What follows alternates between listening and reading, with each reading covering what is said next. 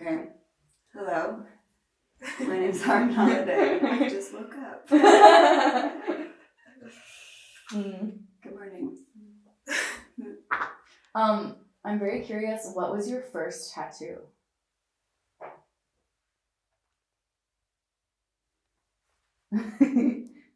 I got tiny stars here on my pelvis.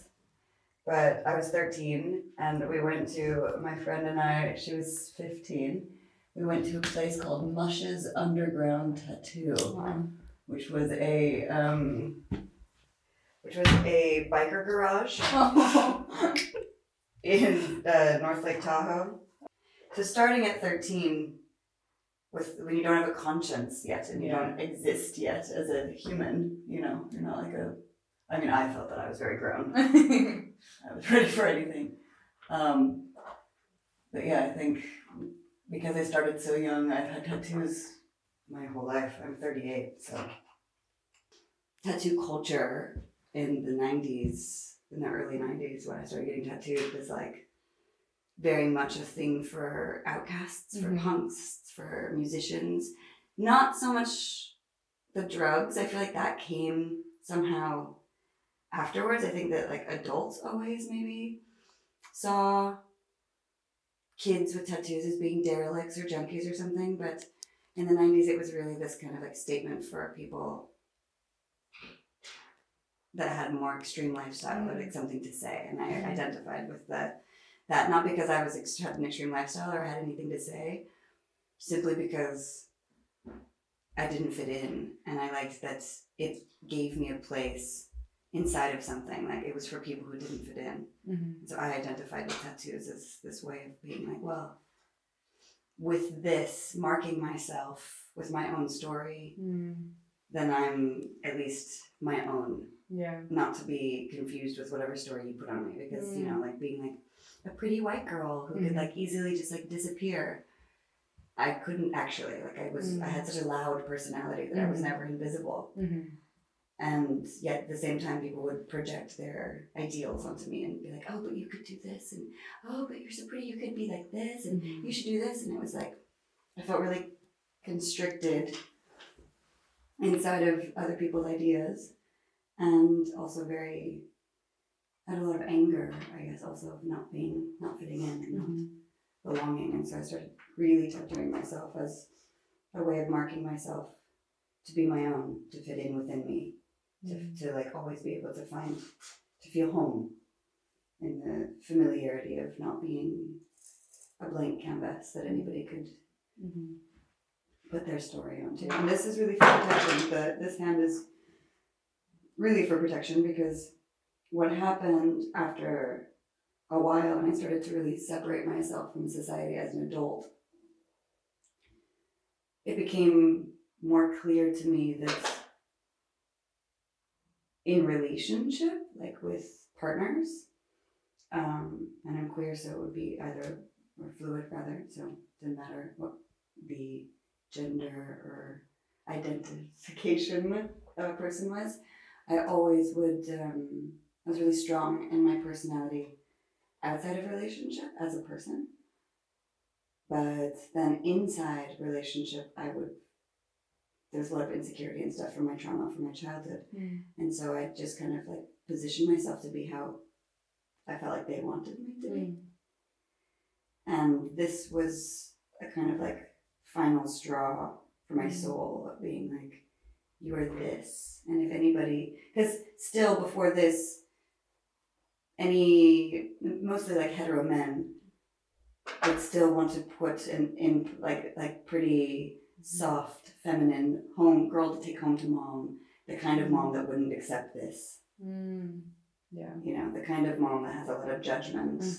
And so it was like I was still attracting myself to other, something that seemed whole and together. And I wanted to be loved and liked and accepted by my younger self, wanted to be normal. Even though I was never going to be normal, and that totally contradicts the whole story of why I got tattoos and who I am. I'm in the middle of doing a little interview for this little student film. So in I think it was one of your Sunday night sessions, you said, I think you said something like, I'm doing this to change the world.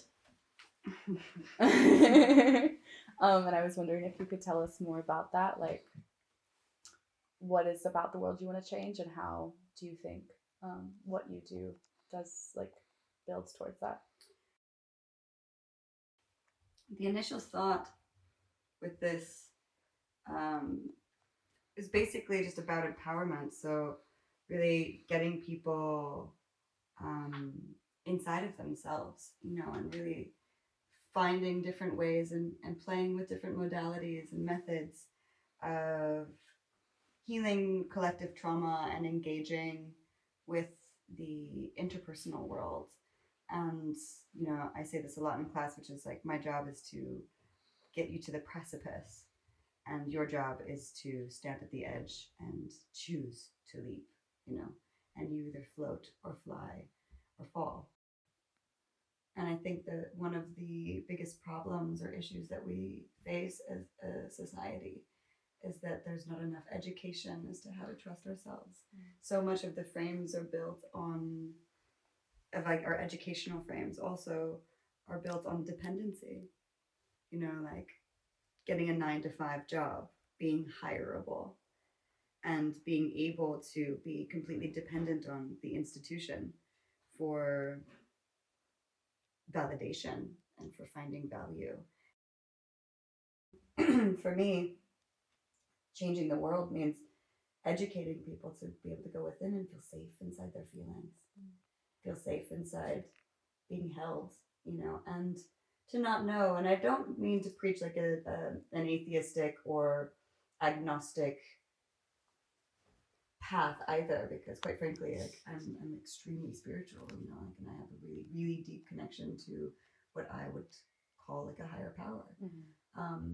But it's not a white man in the clouds on the throne, and I'm not allowed into heaven. I really feel that like heaven and hell is an experience that we're experiencing now. That there's like the paradox that is life, the infinite paradox that is life, is this beautiful unfolding, but that like we're equally as alive as we are, like living as we are dying, and really finding wholeness inside of that space to be okay with life and the sort of pointlessness in a way of it. And if we don't love ourselves, if we don't connect to ourselves, if we don't feel good, if it doesn't please us to do whatever it is we're doing, if we don't wake up in bed and be like, today of just being, then it's never going to be enough. And love will never exist, and we'll never be able to change the world for the better. Queer rights will never be fully accepted. Gender politics will always be an issue. Racism and these other like really crude and barbaric, old, dated, unserving ideas and concepts, we'll never be rid of them if we don't find a way to educate ourselves and each other as to how to feel safe, in my opinion, inside of ourselves.